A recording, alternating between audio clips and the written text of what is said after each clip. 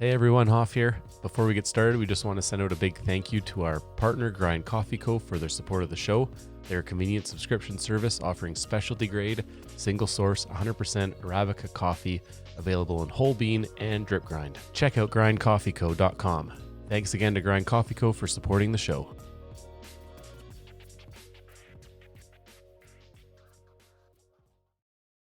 This is Derek from Malden, and you are listening to the Builder Sessions.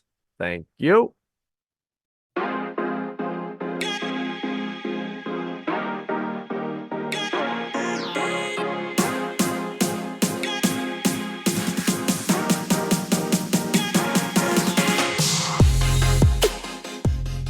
Welcome to the Builder Sessions, a podcast where we chat with your favorite builders. We get to know them, their stories, and hopefully inspire you to get off the couch and build something cool. We are Hoff and Rosie, and on this episode we have Derek from Malden. We talk about his incredible journey to becoming who he is today, the importance of not compromising your integrity in your dealings with others, and how makers have to be adaptable and learn how to roll with the punches. All this and more on this episode of the Builder Sessions.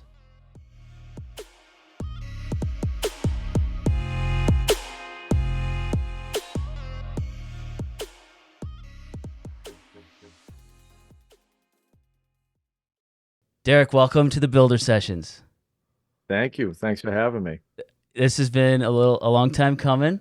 We've been trying to juggle we've had to flake on you a few times, and then, oh man, with stuff going on with school and stuff. So thank you so much for taking the time to be on the show today. I say this a few times, for anyone who has been living under a rock for the last few years, can you tell us a little bit about yourself?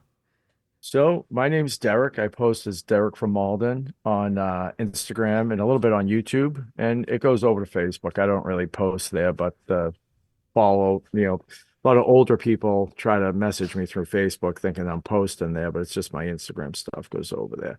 But the Derek from Malden thing, it's funny. A lot of people don't even understand what that means. Obviously, my name's Derek, and the from Malden, from Malden, Mass. That's the town I live in. It's just north of Boston. It's about 10 minutes north of Boston.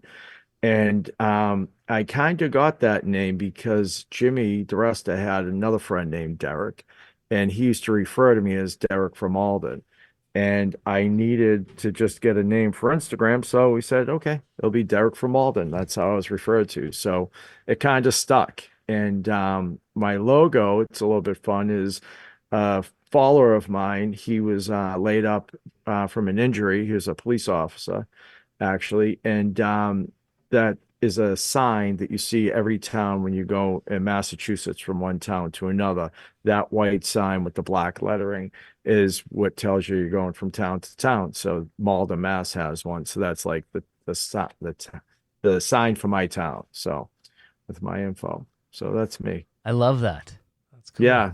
Yeah, it's fun. I liked it when he did it, and it kind of stuck, and it fits well, and it's kind of cool. So I like it. So what kind of stuff do you do for our guests that don't know? You seem to dabble with everything, Derek. So I'm excited to hear this. So basically, a lot of people don't realize this. I have a full-time job, I wouldn't say 9 to 5. I work 6 to 4. I work 4 days a week, 4 10-hour days.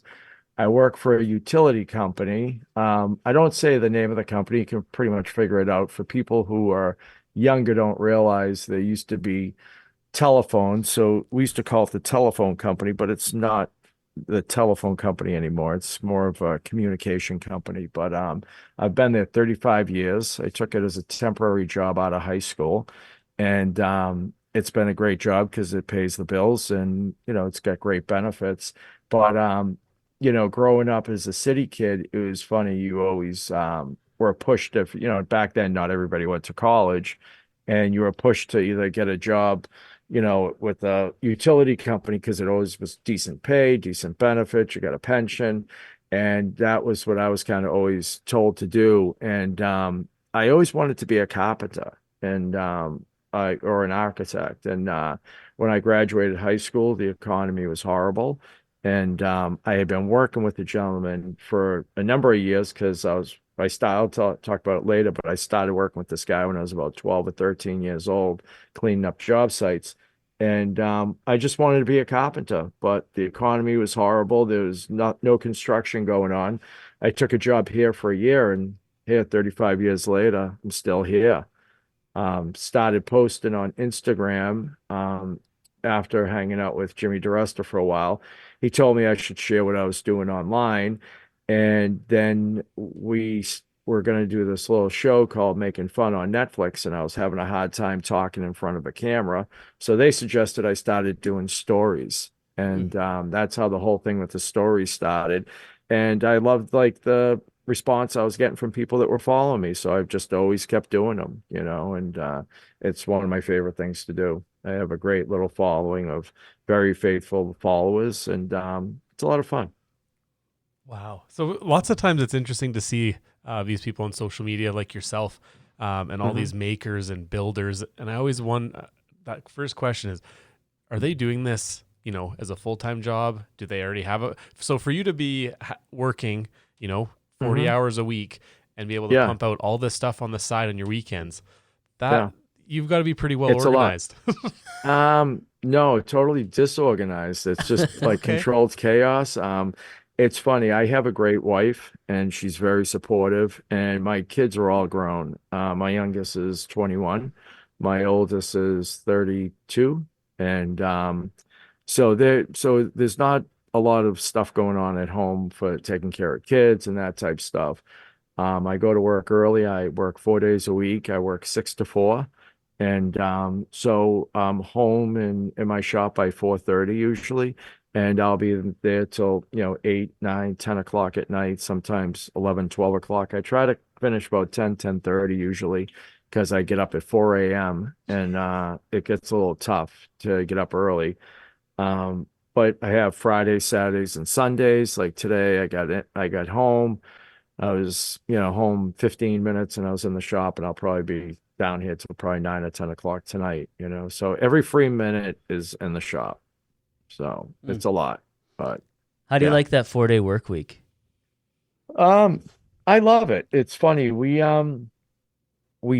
technically we have a 5-day work week, so they kind of do it as a favor to us. So it could end at any time, but we've been doing it for years, and it's great. And on a holiday week, we go back to a 5-day work week, and where I start so early in the morning, it's kind of fun. It's like working a half day, because then I get out at 2. So it's like, by the time you eat lunch, it's time to go home pretty much. So it's kind of nice that way. After working 10-hour days, because it is long days, but it is nice having that 3-day weekend. It's I like it. I wouldn't change it if I would love to keep it for the rest of my career, because it's nice having that extra day off. And in your case, to be able to work on more projects at home and in the shop. Yeah, because you can kind of just stay really more focused. It's hard starting late in the day, especially after working all day. In the winter, it's hot all the time. It's hot in the winter because it's cold out. I work outside, so I'm out in the cold all day. But I'm thinking it's hot in the summertime as well, when you're out in the heat all day, Yeah. and you want to get motivated. But it's hard, Right now, I'm struggling with a project I'm working on, and I did a podcast last night. I do one with Jimmy DeResta. We just share it with our patrons, but it's a sign that I'm doing, and I'm getting paid well for it. And it's hard when you start doing projects that that they're not for family and friends anymore, and it's for a company, and it's thousands of dollars, and it's not perfect. And obviously, being handmade, it's not going to be perfect, but you want it as close to perfect without, maybe put it a better way, the least amount of imperfections. But you want to make a quality thing, because it's going to be up on their wall for their customers to see every day, and your name's going to be beside it. And so you want to make sure it looks good. So it's just a lot of stress. And this particular sign, it was supposed to be done December 1st. It's for a medical treatment place, and they're not going to be opening for another couple of weeks. So I've been able to push it back, which has been nice. But it's just a lot of stress. It's just it's been wearing on me, and it's just kind of, I want it done. So How do you manage stress with your day-to-day functions with, when you started, I'm assuming there was probably a lot of stuff for family, friends. Now you're getting clients, I Yeah. guess. How do Yeah. you So, manage I with all mean, that? honestly, my biggest stress reliever is just being in the shop. That's kind of why I think I bury myself in my shop. I've had you know, a lot of issues over the years, and it's for my own mental health. Being in my shop and working has been very therapeutic for me. And I think my wife realizes that. And so she doesn't, worry too much about it. Like she lets me kind of do my thing because it just kind of keeps me sane and keeps me like focused and centered. But it's being in my shop, it's just like I really don't care what's going on in the world as long as I'm in my shop. And sometimes it's not a great way to be, but I don't know. It keeps me sane.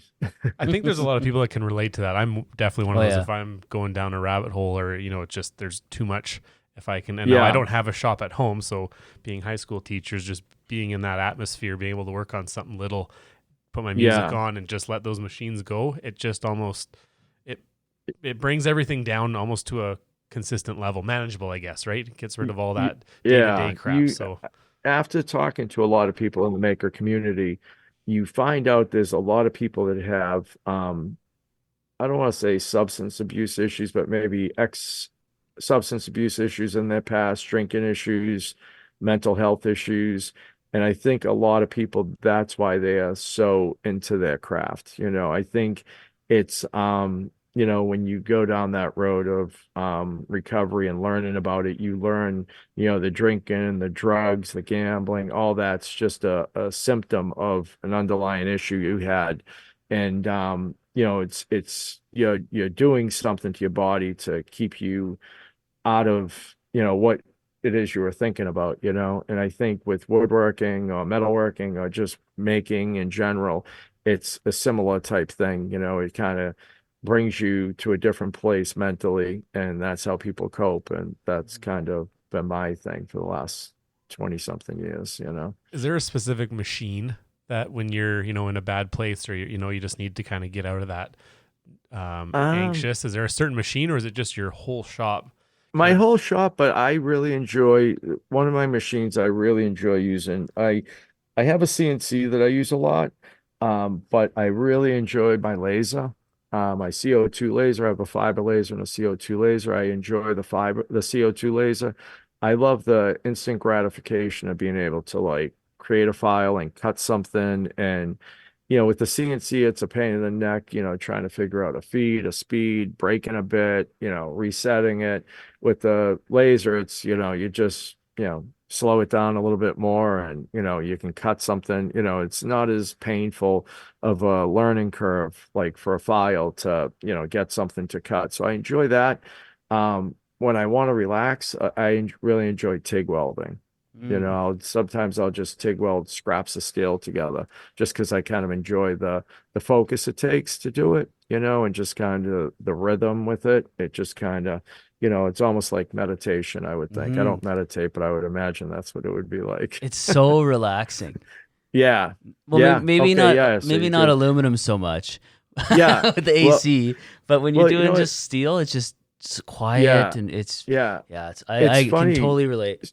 So the aluminum, I used to just really, I still struggle with it. I shouldn't say I don't struggle with it because I just did an aluminum bracket for a sign I made and I struggled with that. It was thick aluminum. And I think it was like the limit of my machine. But I used to struggle with aluminum. And I used to think there was no way I could weld aluminum. And then I'm blessed to be sponsored by Lincoln Electric. And this past summer, they let me go out to their school for a week and we learned TIG welding and we focused mostly on aluminum TIG welding. And a friend of mine that I've made online, he's a very prominent TIG welder and he helped me out a lot too. And once kind of somebody gives you the secrets to what you need, it's kind of really easier than I thought it would be. Yeah. And I was like, wow, but you really need to know what you're doing to set it up right. It's like you can't fake it, The Yeah. other like, TIG weld and steel, you can kind of fake it, but aluminum. There's no Yeah, faking you it. can tell where you breathed, where you took a breath. You Yeah. could tell, yeah, and Yeah, even like the exactly. buzz, the different, yeah, frequent. Yeah, Hmm. it's cool though. Yeah. So let's Yeah. take a step back. Yeah. Let's go back. How did it all start? Were you like a when you were a little kid? Were you building Uh, with some yeah. Lego or a Meccano S- set or like was your dad So into building no, stuff? my father, it was funny. My father, he was a first generation immigrant from Sicily, Oh, and cool. he would fix anything out of necessity just because we were poor. He could, fix our exhaust on our car. Like if it fell off, he could, refix, do the engine, always fixing the car. And just that's always the way it was growing up, but he wasn't like, building cabinets or furniture or nothing like that. No interest in it, no desire. I don't even know if he knew how to do it. My father died very young. So I don't know if that was his choice or what it was. But I never remember my father doing anything like that. It was always stuff out of necessity, always fixing the toilet, the sink if it was leaking, that type stuff. And growing up, I always wanted to play ice hockey. And so I started playing. And anybody who plays ice hockey knows it's a very expensive sport to play. And he basically, when I was about 12 years old, after about 3 years, he says, if you can't afford it, you want to play, you're going to have to start working. And it's funny hearing that now, you'd be arrested for child abuse Yeah. nowadays, but Yeah. he knew somebody that did like construction type work. And he said, you're going to have to go work with this guy. And I started working with this guy and cleaning up construction sites, picking up trash, that type stuff, nothing crazy. And then he'd have me doing a little bit of paint and I loved it. I'd be there every weekend. I'd be there after school, school breaks, everything. And this guy kind of just took a liking to me and really just kind of really pushed me, pushed me, pushed me. And when I was about 16 years old, we had built a couple houses. Well, we built a house, we built like a huge addition, basically a house. And it was funny. I was like, this is it. I'm going to be a carpenter. It was like, we're partners. And the summer was winding down. And it was my senior year in high school. And he said, I got great news. I said, what's that? He said, I got a job as a school teacher. It's like, well, how are you gonna be a carpenter and a school teacher? He's like, I'm not. I'm done. I never wanted to be a carpenter. No I'm Oh, like, way. wow. well, what about me? He's like, you're gonna have to get a job. I don't know. He's like, you'll figure it out. And I was devastated.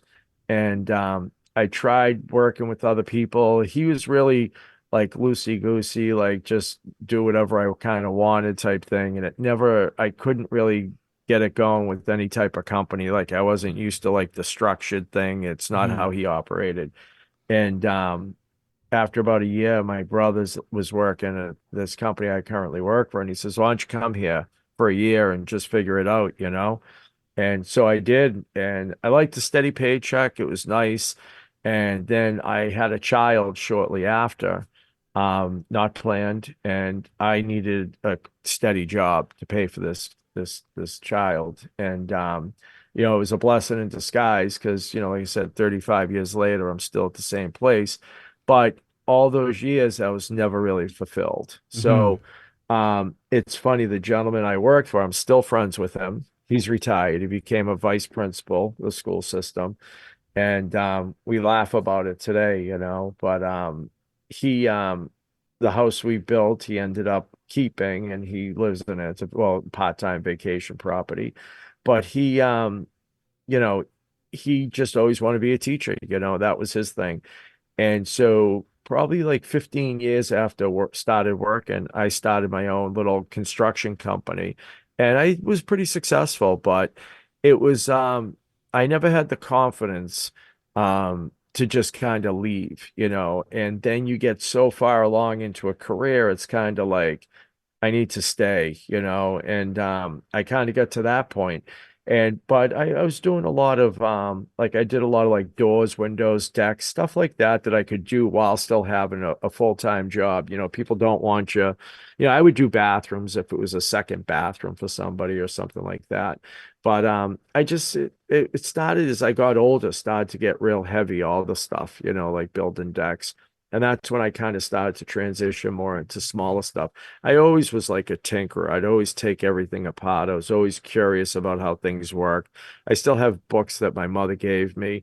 I remember for Christmas, she would write the dates inside from like, I was born in 1969, and these are from like 74, 75. Like How This Works is like the title of one of them. So, I was probably 5, 6, 7 years old. I was always interested in how things always worked. So, and to this day, I am, I just always was an inquisitive kid, so I was always doing stuff like that, taking things apart. And I thought that's what everybody did. Hmm. I never realized that. Like, I never brought my car to get fixed. I always did it myself. And, you know, um, but I guess not everybody does do all that stuff, It's just odd to me. And it's even more rare nowadays.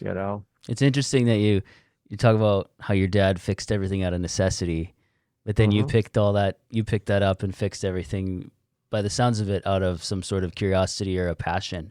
And it's cool. Yeah. It's cool how you pick that up and then you kind of Hmm. turn that into your own passion. Is that kind Yeah. of like on purpose to maybe honor your dad or just subconsciously maybe? It's kind of interesting. Probably subconsciously. It's funny. My truck is a couple years old now, but at the time it was like first brand new car I had ever owned. And I was like, I'm never gonna fix this car. I'm gonna bring it to the place, have it fixed.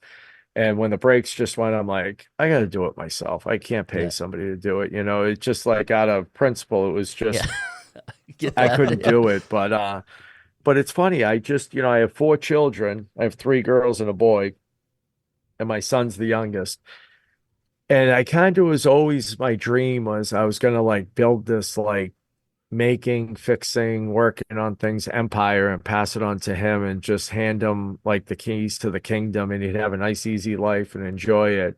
And when he just had zero interest in anything I do, it was devastating, to be Yeah. honest with you. I Yeah. had a very hard time accepting it. Um, but through just being like, realizing I was probably never interested in what my father was interested in, I kind of had to just let him go, find his passion and what he wants to do. He's Mhm. into business and he's actually in business school now. And I think it's just totally boring. And I'll leave it at that. But, if he likes it, it's his life and he'll have to live it. And Yeah. maybe he'll figure out he doesn't like it. I don't know. But I can't make that decision for him, unfortunately.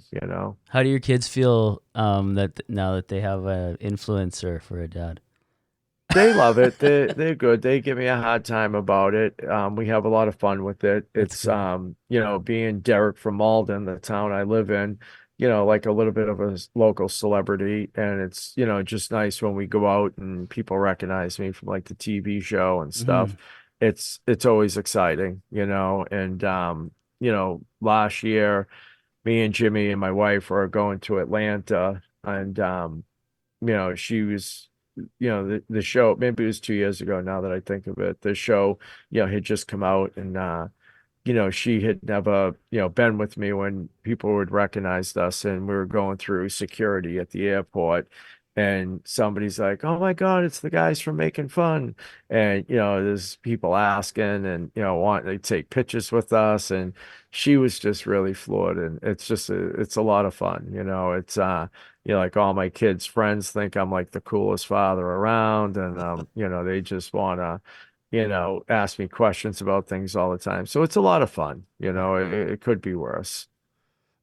So you talked a lot about the carpentry background. Yeah. You do a lot of, you were talking about welding, Yeah. CNC, epoxy work. How did you pick up or learn all those skill sets? Was it a matter of trial and error, or did you have some mentors, or did you just be like, I want to try it out? Yeah. Just basically, I want to try it out. I just kind of, it's funny.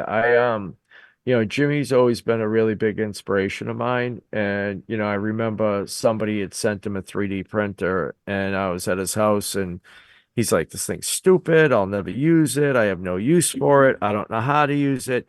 And I think you find out that, a lot of times people talk like that because maybe they don't know how to use it and they're a little bit embarrassed or something like that. So instead of, reaching out and saying, hey, I don't know how to use this, they just say, it's stupid. I don't want to use it. And then, he took some time and learned how to use it.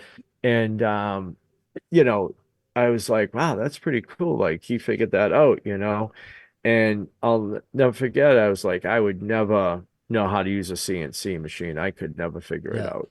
And I was over in England at Maker Central, and one of the guys that worked for Vectric, he's like, if you can get a CNC, we'll give you the software. And I was like, oh.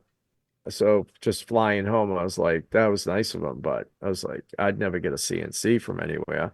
And that weekend, Jimmy gave me Inventable, and say it now, Inventable had sent him a brand new CNC, and he gave it to me. He just, never used, and he's like, here, go use it. And I started using it and I liked it. It was fun. It was very it was, looking back, it was very easy to use because their software was very, simple to use. But, as at the time I was probably, 47, 48 years old and not very computer literate. It was pretty difficult, but I kind of got through it. I could make it do a circle and that was cool and stuff. And then a guy I worked with was like, oh, you got a CNC thing? He's like, I need you to make me a sign with a name, and I want it shaped like a little leaf. And I was like, oh, okay, I think I can do that. So I did it, and he's like, oh, I need 85 of them, and with different names. And I'm like, Of course oh you did. man. Yeah. And it was the first job that I really did, like in my shop, that somebody paid me for. And I paid him, I charged him, I think it was like $30 for the first one. So it was whatever, 30 times 18 is. And he'd given me a bunch of names. He just kept going and going. And it was just funny because he kept adding names. I think it was like 20 at first, but it ended up being like 80 names at one time. It was like for everybody's like extended family. And it was really cool. And I was just like, wow, maybe I could do this. And then when the laser came, it was like, I don't know if I could do a laser, but then somebody's like, oh, it's just kind of like a CNC, but different. And I was like, oh, I'll try it. But I've always been like interested. Like I've always wanted to learn how stuff worked. And that's what like I tell people, they're like, oh, you should make like cutting boards and do this. And there's nothing against anybody making cutting boards, but like, I just don't want to do that. Like that just doesn't really interest me. Like, I mean, I'd love to be able to retire from my job and just, have steady income making cutting boards and stuff. But I just like that would just be horrible, like to do. I just like doing different things, Yeah. Do you think Yeah, that do you think that opens up opens up the creativity part of your skill sets where you can maybe catch on to, say, for example, Vectric software when you're kind of keen into it and want to try and do something out of the box you retain that information a bit better? Yeah, yeah. And it's funny because like I had done the sign for this woman for a florist just recently, and I had to make the bracket for it. I made it out of aluminum just because I didn't want to paint it. It was going by the ocean, and so it was like, I was thinking about that. It's like, I laser cut the sign, and then like the trim for the wood was all, I had to, make all, do all the lumber you know, um, and then I had to weld the sign and all that stuff, the bracket for it. And it's funny because then somebody just reached out to me for a sign for a car. It's a Cadillac Escalade. It's like an anniversary edition, and they want it to look like the emblem off the car was like taken off the car. And I really don't know how to like do 3D modeling, not modeling, but like programming Vectric for 3D cars and stuff. And that just kind of drives me crazy because I don't have the time to take to really learn it. Like I know how to do basic stuff, but not something like that. And I just get aggravated because like I keep pushing this project off, and instead of just being like, oh yeah, like I can do that. And it just I just wish I could force myself to take more time to learn certain things like that. But it is nice to like take on stuff to try to learn, okay, now I know how to use Vectric. I need to know how to, do 3D carves with it, but it's a lot sometimes. We use Vectric at the school, and I've had a CNC. I think we're on year 2, maybe 2.5, and I had a little bit of experience with VCarve at a school that I did my practicum in. So I had the kind of, like you were saying, the basic shapes, bringing a logo in, doing some VCarve work, but that whole 3D side with Aspire, just again, same thing. You have to have the time to be able to put into it. I want to learn how to do it, but I don't have, like, I feel like you'd almost need to be, 40 hours a week to get the basics of the 3D side of it. Yeah, and what's kind of been a bummer for me, so Vectric's been really good to me, supporting me, and one of the gentlemen that worked there, he would like do a Zoom call and like tutor me, and I was learning a lot, and it's like, oh yeah, that's how you do this, how you do this, but then like I'll try it, and I'm like, I remember, but it's like, okay, this button's ghosted out. Like it won't do what I need it to do. So like I gotta like select something else and I don't know what that next thing is. And that gets frustrating. And I'm just like, screw it.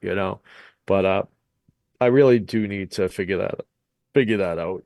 And the Zoom call was 4 months ago, so I don't remember what we talked about anyway. Yeah, exactly. It's And it's brutal. I always try to write things down, or like I like write them on the computer so I can like remember certain things and stuff. But it's hard because it's like a lot of it too. It's like words that not words you don't normally use, but just like it's not like regular, expressions like that make sense, like Yeah. you bring in these components and then you bake them to do a certain thing, and it's like, okay, well, what does baking actually do? Like I forget. I remember I had to do it, you know what I mean? Like Or what the terms hell's like that. nesting and Yeah, exactly. So it's like, so it's not as intuitive as I was hoping it would be, so I feel like you have to really put the time in, even trying to teach. I'm to the point now where I'm able to teach a lot of that. At first, it was just me running a lot because I was trying to learn first my machine, then the software, right? That's one thing. Then when you start loading work on and centering it and, checking for feeds and speeds, and there's a lot to it. People is. think it's just real simple, and it's really not. There's a real lot to it. I mean, it's not doesn't take a lot to make the machine move and then to make it cut something, but to have it do things right, and even I still struggle. Like, I'll cut out a sign and I'll be sanding it, and there'll be like a lot of tool marks on it, and I know that there's ways that you can adjust this so like those tool marks are almost non-existent, but I don't want to say I can't figure it out, but so part of me doesn't want to take the time to figure it out. I'm just like, I'll just sand them off, but there are people who really get it done right. So they're like, very minimal sanding and, that type stuff. But, for me, sometimes it's just not worth it, to get into that deep into the weeds with stuff, I can relate to that. I run a makerspace class as well. And so we have a whole bunch of stuff. I have sewing machines in there. I have like 3 3D printers. We have our plasma table, a bunch of different things, different media to use. And one of my colleagues, he's huge into 3D printing. He's got he just bought a bamboo machine where you can do like 4 colors, and like it's no, you can't see any line. Like it's crazy. Yeah. And he goes, well, you should learn how to do this and this. He's like, see what happened right there?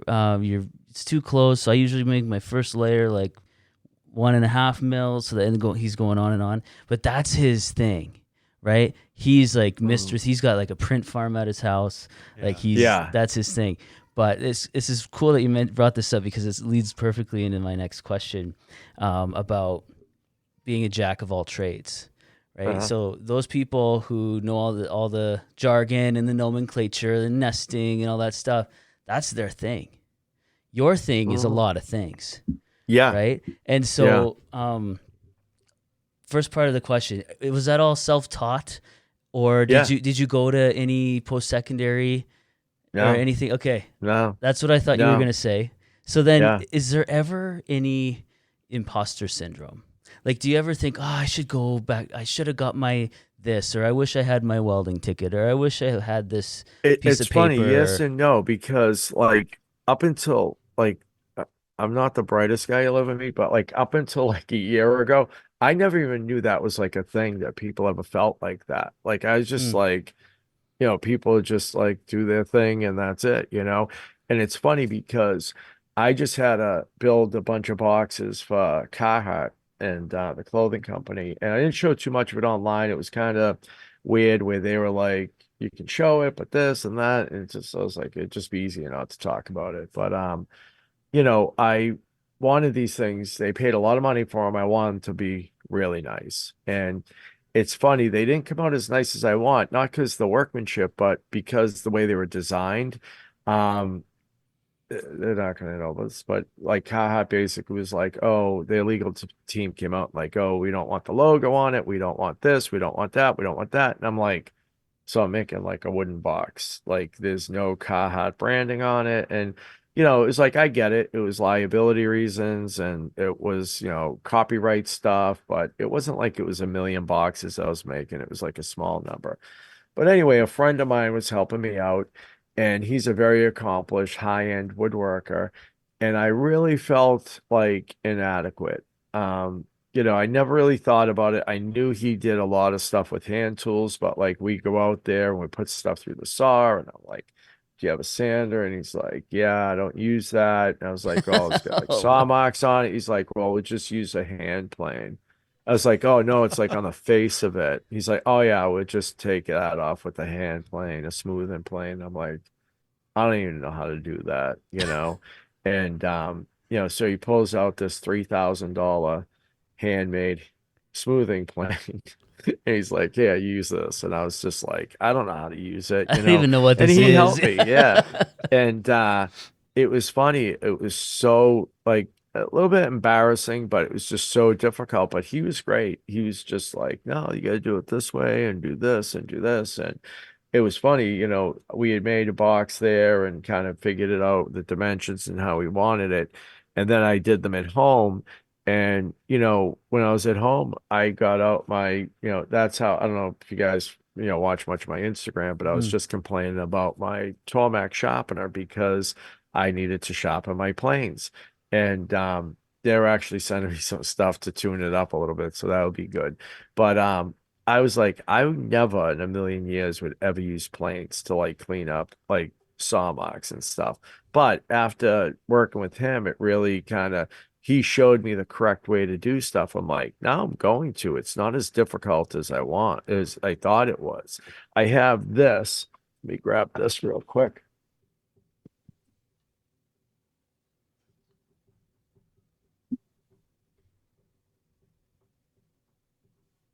I didn't show this just because I didn't want people like if somebody had a drinking issue or whatever, but Yeah, it's yeah, grain alcohol, Everclear, but this is shellac. It's yeah. not even. So he uses grain alcohol for his shellac because you can spray it like in the house. It's not, I mean, Oh. obviously you don't want to inhale the vapors, but it's not like it's solvent based or whatever and going to be dangerous. I mean, it is flammable still, but it's just alcohol. It's not, whatever. But so we did it. I was like, that's it? He's like, yeah. I was like, I've never used shellac ever. And he's like, oh, you're crazy, dude. So I started using it and I was like, wow, that's like, why don't people use it? And he's like, because people don't know how to use it and they're afraid to ask. He's like, it's not a finish you want to use for a kitchen table, but like for small boxes and stuff like that, he goes, it's the way to do it. And like these had like really figured liners inside. I put like 8 coats of shellac on in a morning, and it came out beautiful. And I sprayed it all. I was like, why didn't I ever do this before? So I kind of wish I was trained in some things, like just like I was saying earlier, the TIG weld and Hmm. aluminum, and I couldn't do it. I couldn't even get it to melt. And I'm like, what am I doing wrong? And then when somebody explains to you, you have to have clean in action and you have to have this and you have to have this. And it's like, oh, that's how that works. And sometimes I think you get to a point, um, where you're embarrassed to ask, or you're just maybe at my point, you're so old, you're just like, I don't give a shit anymore. Maybe I don't know. Yeah. There was a lot of that went on with the TV show. They wanted like engineers to figure things out and this and that. And Jimmy was really stubborn. He obviously led the charge on, most of the projects and that type stuff. And we did have a couple problems with things just because he's not an engineer. He's a guy that just makes shit in his shop, Hmm. and when you need something to work a certain way, you have problems. And we had major problems. So it was, edited brilliantly, but when we did like the rock, paper, scissors, the whole thing was, it was a joke. I'm like, oh, let's just keep throwing rock because that was the only one that worked, and then it became the storyline, where they're just like, oh, Derek just throws rock all the time. And, there's a part there when Jimmy's like, just move the hand, and Graz screams back. He's like, it's too heavy to move the hand. Like that wasn't like him acting that way. Like he was like kind of getting pissed at him because the things weren't working, and it just, you can't go back. Like, when you shoot a show, it's like, okay, we start today, we end here. It's not like, okay, we'll figure it out tomorrow. It's like, no, it needs to be done today. Like that's it. And the same thing happened with the Nutcracker, to make the arms chop. And at the end, it didn't work. And we finally got it to work so they could edit it. So it was fine. And, as far as the timeline things, at the end of each episode, we all stand there and we look at it. We're like, wow, that thing's really cool. I can't believe we made that. And in one episode, the thing isn't shown and you don't realize it because it's amazing how your mind fills in the blanks. Hmm. But on Soccer Shoe Car, you only see the top rim of the soccer shoe in that scene. And it's just a 10-second scene or whatever it is. All of us like, oh, that's really cool. That's really cool. But the car wasn't built. It was just they took fabric, clipped it over the top of the edge of the thing. Most of the car was built, but it wasn't like it looked at in the show. And they just edited it, from the top of the car to our faces, and that was it. But the next scene, the car's zooming across the field. Like, wow, that car. That's why they liked that car. And you don't realize it, but when things have to be done, they have to be done. That Yeah. was the point. Do you ever find those types of shows, whether it's making fun or we've had some automotive people on, and shows like Overhauling, those types of shows that get things done really quickly in like 7 days or whatever. Yeah. Do you ever find that people who inquire to you, or like people who pay you for building something for them, has that in our society, have those shows impacted their Oh, yeah. expectations of how quickly things get done? I think, like case in point, this kid, like, a lot of it's my fault why it's not done. But, like I told this kid, like, I have to let this paint dry for, 24, 48 hours, like in between coats. Like I can't speed that up. Like that's what it takes. And, so if there's a setback, it's like a setback, for, 4 more days, for 2 coats of paint. And, it's funny because it was, you really realize that with, like when you do the show, how things are perceived, like everybody thinks everything does get built like that. We were very lucky. We were able to build these things really quick and they came out pretty damn good. But, it's funny, people think everything's put together like that, and it's not. It does take time, to source materials, to mill materials up, to let them sit, to acclimate, Mhm. to glue them, to sand them, to paint them, to finish them. It just, everything takes time. Well, I could buy it from IKEA tomorrow for cheaper. Yeah, You get a lot of that. But then it would take you 3 weeks to assemble Yeah. it, and the Yeah, time yeah, it yeah. takes somebody to make it. Yeah, Yeah, yeah. that too, and a divorce That's and what whatever. Yeah. that's what it's always been tough. In the beginning, my wife, like a lot of her friends, they'd send me like text messages, say, hey, I just seen this on Etsy.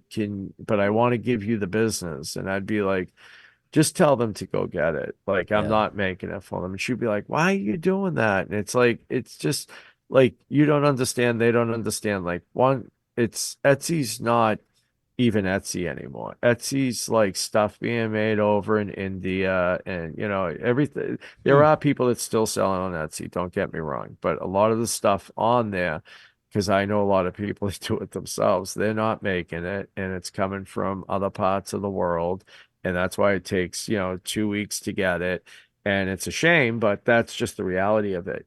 So when there's a sign on there for $85 and the material's like $50, like I can't, make Can't that, touch it. Yeah. for you, Yeah. and I appreciate you thinking of me. And, the tough part is my day job, I do pretty well at. So it's like, I'm not gonna, you know, 10-hour day there's a nice easy day, I'm not gonna work, twice as hard in my shop for half the money. It's Mm. not, it just business wise, it doesn't make sense to me. So it is hard. You have to find people who get it and people who want to pay the money and people, I've been fortunate enough to find people like that, not all the time, but that's okay. Mm. It's not for everybody. Most people I talk to, I usually say, you don't want to get this from me. It just, and it kind of bums me out Yeah, because for I do sure. want to make stuff for people, but it's expensive. Everything's expensive, and it's like, some people buy it because they want something made from Derek from Malden. Some people buy it because they value handmade stuff, and some people buy it because they just don't give a shit. Mm. So it's, it's good, you know, however the choice is, but Sometimes I feel you almost need the buy-in from the clients about trusting the process of what it, like you're yeah, saying, they don't know, they don't Absolutely. understand the sourcing the materials, the milling, the yeah, gluing. Like there's all these little yeah, parts that unless you yeah, don't know how to do that, oh, this sign is yeah, 85 on Etsy. Well, it might be 500 for me. Oh, well, there's some people that maybe those mhm, that are involved in the trades I can yeah, appreciate the time that you would be putting into your oh signs, yeah, right? So yeah, yeah, I don't know. It's it, hard to swing that sometimes because there's people very much, and I yeah, doing the cabinet making side and doing a little bit on the side before I got into teaching. It was, sometimes I'd try and undervalue. My wife still tells me this: you undervalue yourself too much. You need to charge yeah, what you're worth. And there's some quotes going out there. There's a shirt I saw somebody said, what is it? I charge what I'm worth, not what was it? I can't remember. It's kind of like all my experiences are getting to yeah. me to this point. It's not just Yeah. a table, Yeah, Yeah. yeah, right? you're Yeah. paying for what I know, not for what I'm There doing. you go. And Yeah. it Yeah. see, and that's the problem. It's just like when you go to the dentist, you get a tooth pulled. If it takes him 10 minutes, he doesn't charge you $25. Yeah. Yeah. You're paying for all his dental school and stuff. And another thing people don't think about, and it's where it gets difficult, is like, like these boxes I built. It wasn't Carhartt's fault, but I had to drive to Connecticut to get some of the wood. Then I had to drive to New Hampshire to get the other part of the wood. Like it was like a 9-hour day, like I hadn't even started building the boxes yet, then everything's got to be milled up. And then, like somebody's got to pay for that time, Because your time designing is the worth something. box. Yeah. Yeah, Yeah. getting the boxes to wrap them and, then deliver them to the post office. Like all that takes time. And it's embarrassing. I built a white oak table last year, was it? I can't remember. Maybe it was 2 years ago now. And I figured out all my hours, all my time, and it cost me $200 to make somebody a $6,000 table. I cost Wow. money out of my, with my time and Wow. stuff, Yeah. Yeah. Yeah. and it was a tough pill to swallow. It was Yeah. devastating, to be honest with you. But, I told this person I'd make the table and I committed to it. And, when I was halfway through it, a friend of mine that makes tables for a living, he's like, I hope you charged him like $10,000 for this table. I was like, no, I didn't. He's like, it's not enough money. And I was like, no, I'll be fine. I'll be fine. The wood was only $1,500. He's like, okay, and it was not enough money. I actually even had to rent a space to Hmm. just put finish on it because it was too big for my shop. And it was devastating. And, the customer offered me more money. I didn't take it foolishly just because I was like, the price is the price. Mm. And it was a lesson learned, and it was Yeah. funny because I got offered, somebody asked me to make him a table recently, and a good friend of mine said, you obviously forgot about the other table. And I said, you know what, you're right. and I'm not a table maker, Yeah. it's just a lot, and I don't think people realize that when they get a price or they hear a price, I know somebody that's making a dresser for somebody and they charge them like $7,000, $8,000, and it seems like a ton of money, but when you start working day in and day out, and even if you have a decent job or whatever, especially, I'm outside of Boston, you're gonna make decent money to live here. I've been here 30 years in this house, but where I live, I couldn't afford to live where I live right now, and if you're not making a decent living, you're gonna be broke, and it's like all that's got to be accounted for, you know. Lots of Absolutely. logistics too, that you could have a glue up that potentially goes wrong, or you're applying Yeah, finish and there's some dust that falls from the ceiling. Well, now that's setting you back yeah, because you've got to yeah, wait for that to yeah, dry, sand it. Like there, yeah. lots of those Oh yeah, intricacies that you yeah, might not even think of, and the yeah, customer sure doesn't, that come up, and yeah. now you got to spend more hours working on a project because We something always happened. we always joke around, say my signs cost three times as everybody else's because I do them three times, and that's kind of like always the way. Like, Yeah. and it's funny because I don't want to say I'm not a perfectionist, but I'm really a perfectionist to a fault. Like I see a lot of signs people do and they'll like spray paint them and I'll like zoom in on them and they get like orange peel and they sell them like that. That's fine. And the people who buy them, it's fine. But like I would never, ever, ever do that. Like I would wet sand something and people are like, what? And I'm like, it has to be flat. Like it has to look like it was made in a factory, and like that's not charming to me, and when something looks, half done, Yeah. you know. Mm. I used to work in an auto parts store, and even people just haggling over prices nowadays too. Yeah. Like this one, I'll never forget this. This guy, he was about to retire. This old rancher, he had show horses, and he's just like leather skinned, stubborn, grumpy old bastard, and he was awesome. and Yeah. and so this guy comes in, and he gets a price on I think it was like a cold air intake or something for his truck, and gives him the price. He goes, "Well, I could drive to Calgary, it was about 3 hours away from where we were at. I could drive to Calgary and get it at this store for like $30 cheaper." And he goes, "Okay, so you go to Calgary, you get the part, you come back, and when you're back, I want you to sell me your truck, because any truck that could drive 6 hours for on $30 of fuel, I want that truck." Yeah. And the guy, she's like, "Okay, I'll just order it." Yeah. Yeah. I Yeah. was like, Yeah. That's man, the truth. if Yeah. only he could get away with that. But like, it's so true that people just complain and whatever, Yeah. they don't understand. Even something as simple as time and gas, Yeah. fuel. And people discredit their time all the time. Yeah. It's funny because guys I work with, they'll want something made. They'll be like, ah, it's a little bit expensive. It's like, I know what you make an hour. Yeah, So you're yeah, begrudging me. Like, yeah, you sit on your ass all day and do nothing, but I'm actually gonna have to work and make you something, and you don't want to pay me. yeah. Like, you know what I mean? Come on. Come on. It's just weird. It's hard. It's a fine line, and that's why it's like, you know, I don't know. It's very difficult because the price goes up so fast, and I don't think people realize that. And it sucks because I wish I could just make stuff for people all day, like, and just, batch it out. And that's what always kind of bummed me out about the laser. It's like the CNC, it's like you can make really like nice, beautiful stuff. The laser you can too, but I always felt like the laser, like me and Jimmy call it dumpster food. It's like you're just making shit. Mm, It's like you have to make a lot of things, like a lot of one thing, like, for a wedding, like place setting numbers, to make money. And it's like, and it's funny, I got my laser, I didn't even know how to use it. And I was like, yeah, if anybody needs anything. And this guy reached out to me. He's like, yeah, I need these names cut for a wedding. And I didn't know how to use my laser yet. It wasn't even working. And I was like, yeah, I can do it. And it was a Thursday afternoon. He goes, I need them by Tuesday. And I was like, all right. It was only like I forget how many it was, but I was charging him $350, right? It was say like like 10 of them or something, or like it was a small number, like 15. It wasn't a lot.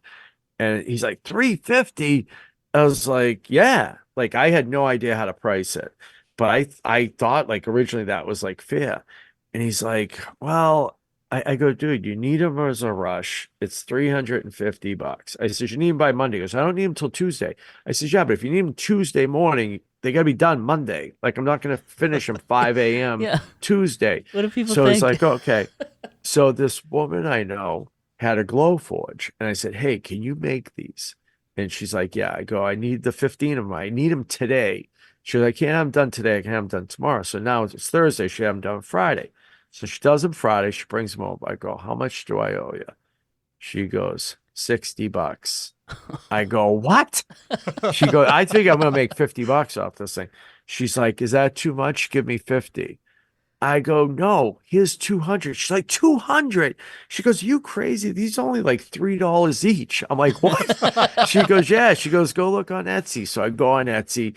I'm like, holy shit. I was like, I charged the guy 350. She's like, and he paid you? I go, yeah. So she's like, I was Start like, the oh man, car. I'm gonna retire off this, you know? Yeah. And yeah, I felt bad after because I didn't know what to charge the guy, you know, Yeah. but he needed him, he got him. He was a wedding planner, you know, it got done. But it's you know, I gave her a lot of money, you know, and it like I learned then that it was like, you know, like that's why these people that have lasers, you see them like they, you know, spitting out coasters, they're doing this, they're doing 100 of this. And like, if I knew I could make a living doing that, maybe I would do that, like just so I could retire. But it's just not like that's not rewarding to me. Like it just, I Production don't know. work. It's just, Yeah. yeah. It's For like a working small in a shop environment. factory and yeah, and like these guys get all jacked over it and stuff. And it's like you said, you're like a factory worker. Like, is that what you really want to do? Like, you're not really being creative. And maybe if that's their thing, like that's Mhm. fine too, I guess. But that's just not for me, you know. But yeah, it's funny though. Like I always felt that like the CNC can make really nice, beautiful stuff, and the laser, it's like you got to make a lot of stuff to make money, you Yeah. know. And I'm not really good at that, you know. Like I just reached out to I'm in a group like a chat room or whatever, like 15 laser guys, and this woman I know she wants like the recipe like her grandmother's recipe put on a cutting board. That's like a big thing. Oh, that's This is what cool. people don't realize. It's very nice. Yeah. So she It's sends it very to nice. me. I've spent probably an hour talking to this lady. Yeah. So there's 1 hour. Yeah. Now, the recipe, it's from her grandmother. It's ancient. It's all yellowed. It's all tatted. You can't just import it and copy it. She wants her handwriting. I don't know how to do that. Mhm. Like, if it works with Lightburn, copying it, that's fine. But if it doesn't, I don't know how to do that. So now I got to pay somebody to make that file. She wants 6 or 7 cutting boards. I have cutting board blanks I bought. I paid like from this woodworker up in New Hampshire. I buy them for like $50 each.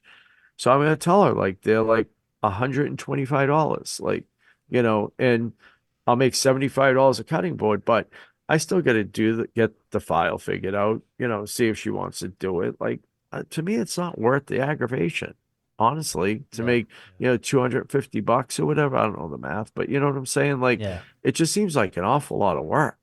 Like maybe if I knew how to do that, convert the file and, you know, but like I told her, I says, I'm not making the cutting boards. Like I don't know how people make cutting boards and engrave them and stuff and make money off that. That's just like, especially like an end grain cutting board. Oh my God. Did Yeah. you ever make one? Oh It's a yeah. lot of work. It is. It's a Lots of lot of wood sanding too. and a lot of It's wood. a, Yeah. it is. Yeah. It's a lot. People don't realize how much work it is making an end grain cutting board. And then people want like the designs and stuff. Yeah. Yeah. I saw it on Instagram. A You can do it, right? herringbone end grain, like they're getting all these different shapes or using all their scraps, and that process takes 5 times longer than doing a standard And to conventional, get it right? exact and perfect, and if Yeah. it's not perfect, it doesn't look right. I want a live Good edge luck to cutting ya. board with epoxy Yeah. on the corners. Yeah, Seal it yeah, all good. yeah. Can you get it to me by Tuesday? My budget's $50. Is that okay? Yeah. You can do that, right? Pound I sand. made some cutting boards. I took a piece of olive wood, put it in my chop saw, cut it up, and like rounded over the edges and said, "See you later." Yeah. You know, it's like Get that's the outta here. extent. Yeah. It's too much for me. It's just I don't know. But I suppose if you set up for it and you're doing it, maybe I don't know. So speaking of But- pricing, Derek, you dabble in so many different, your epoxy, your have you struggled? Because one thing when I was doing some kind of furniture on the side, the whole pricing side of things, I was always, and even the shop that I worked at, I was never involved with the pricing of kitchen cabinets and all that. And I struggled. I think I undersold a bunch of stuff. But have you kind of, Yeah. are you still learning that with all these new, like Yeah. with epoxy, Yeah. for instance? I mean, Yeah. that's, how do you, Yeah. how do you do So, that? like I said, my day job, like I said, I do pretty well. And I'm like, I will be damned if I'm going to work in my own shop for less money. Mm-hmm. Sometimes it's like, if it's sponsored by a company, I'll take the hit because I'm like, I'm getting paid by them, so it doesn't Mhm. hurt as bad. But even that, like, it's like, why do you benefit because somebody else is paying me? Like, it's kind of really not fair, because I think it lowers it for everybody, but it's very difficult. I don't know if you saw the boxes I made for Carhartt, but they paid a lot of money for those boxes. I'll tell you off here. I will not tell you on yeah. They paid a lot of money.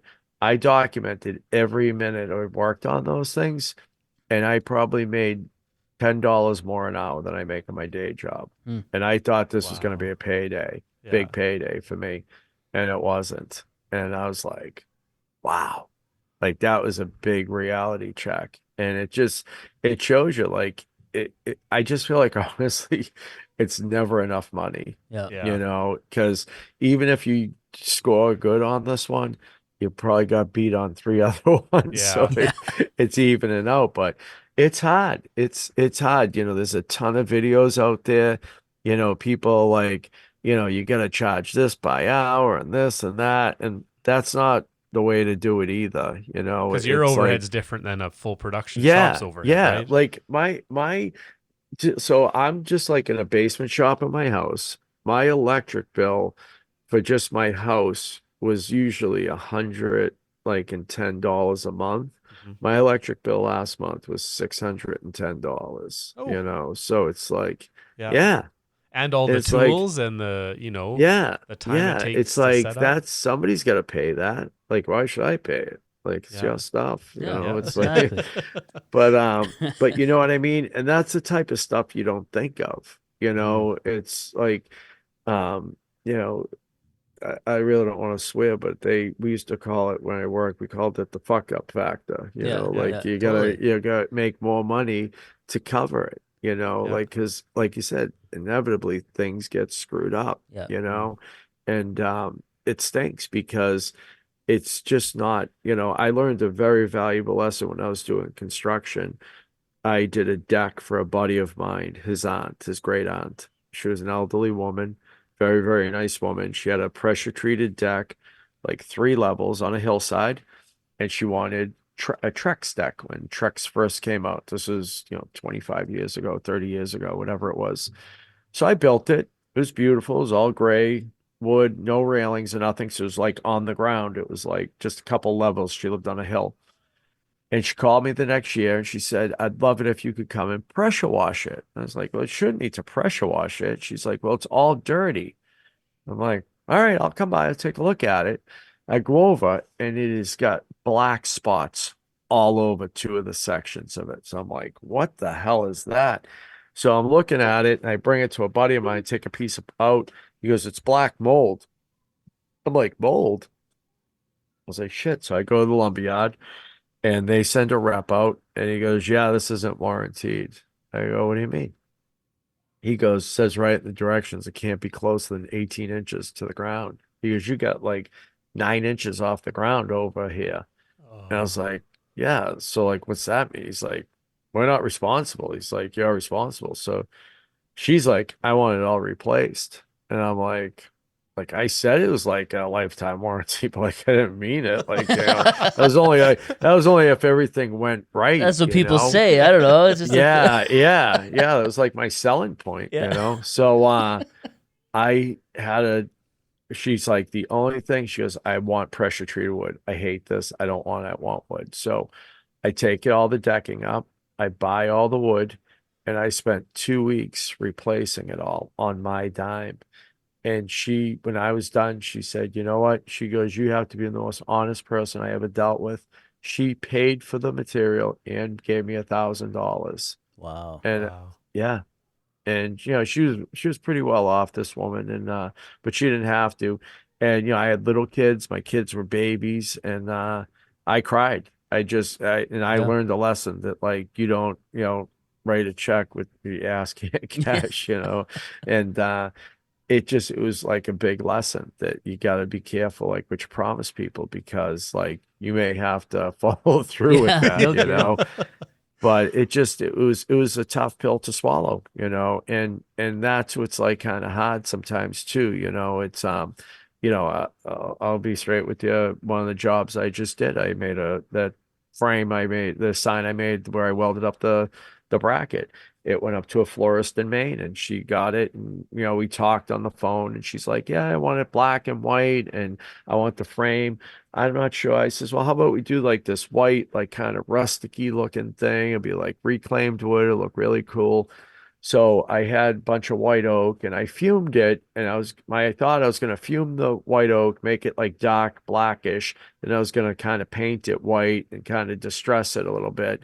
And so I kind of did that. And she's like, I love the sign. I hate the frame. And she's like, how can we fix it? She's a wedding planner I've done work for in the past, and I want to continue to do work for her. I said, send it back. I'll replace it. And she's like, really? I go, absolutely. So she sent it back. And I was pissed, to be honest with you, because I told her exactly. I didn't send her a picture of what I was going to do, but I described exactly what I was going to do. And to me, it looked exactly like I described it. It was white with, distressed looking, blah, blah, blah. But she didn't like it. And the kick in the ass was, she's like, can we just make it like a charcoaly gray? And that's how it all started when I fumed it. And, so that's basically what I'm going to do. But, the moral of the story is she didn't like it, so it was part my fault. I should have taken a picture of it or got it in writing. And, but I didn't. But, at the end of the day, it wasn't an expensive sign to make. It was made with scrap acrylic.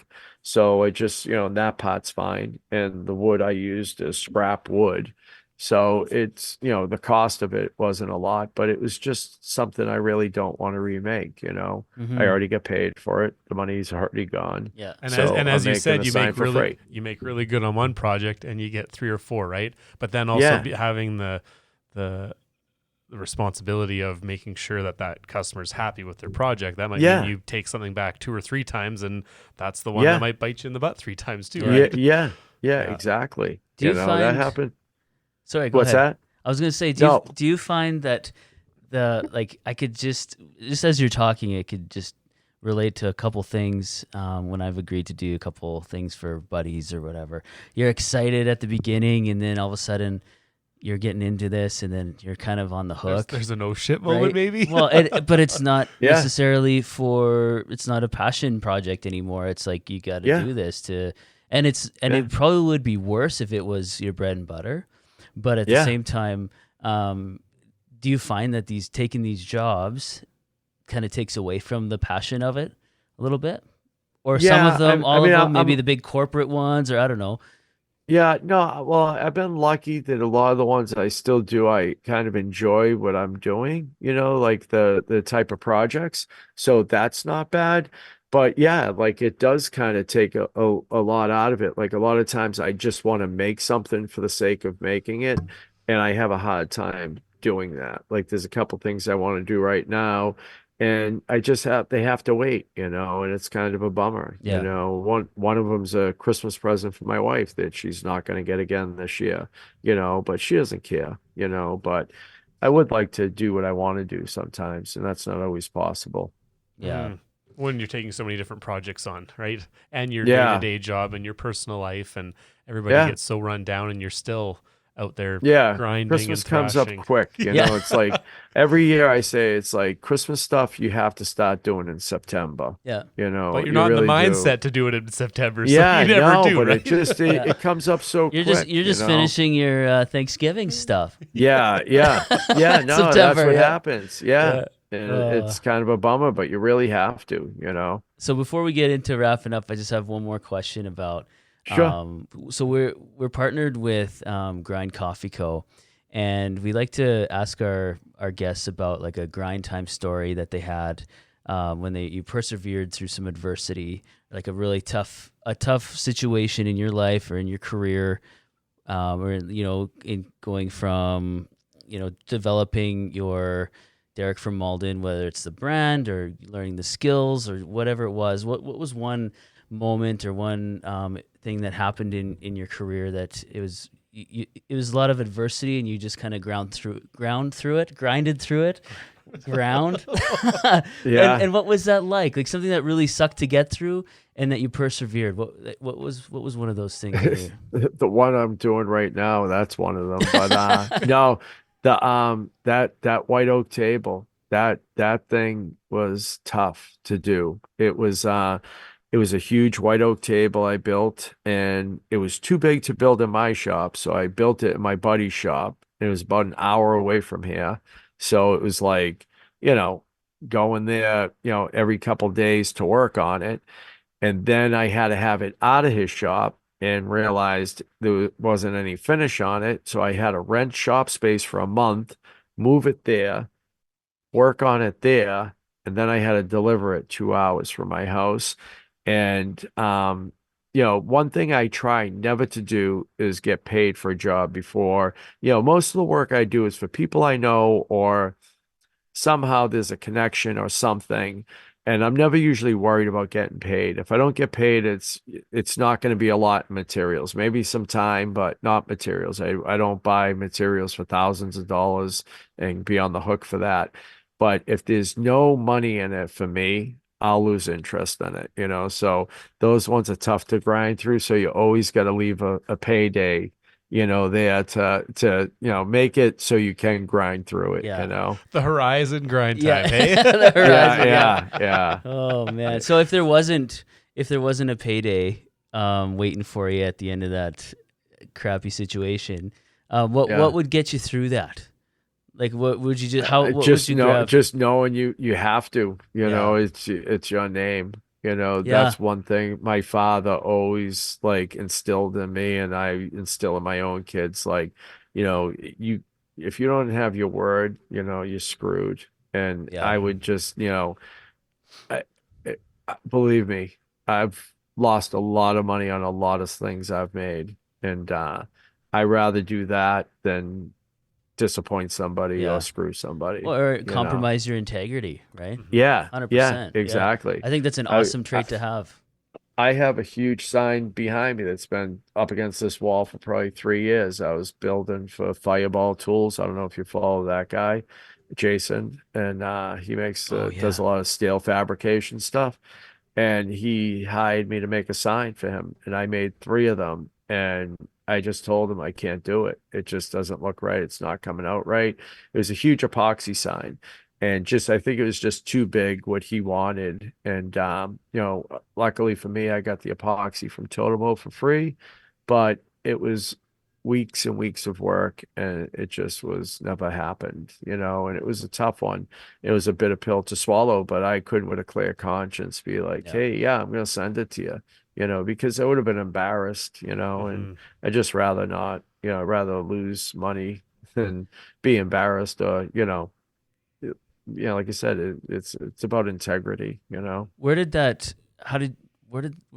real quick, where do you think that came from in your life? Like, where did that sense of integrity or that need to be honest and having a intimidating father that was a Sicilian, that basically no, my father was just real big into having integrity. That was like my father's big thing in life. Cool. And I was kind of just really into that with my kids, and something I really believe in. I just remember my father just being like, if you're gonna be one, I'd rather you be a thief than a liar, because I can keep my eye on a thief. And he just was very big into keeping your word, and it just was always like that, so it kind of just, that's a good value to pass down Absolutely. to your kids too, that you picked up too, right? Because I think we need to keep that going. I think as parents in general, and even for my kids, that integrity and being, if you say something, your word, you gotta, I don't know, it seems like there's a lot of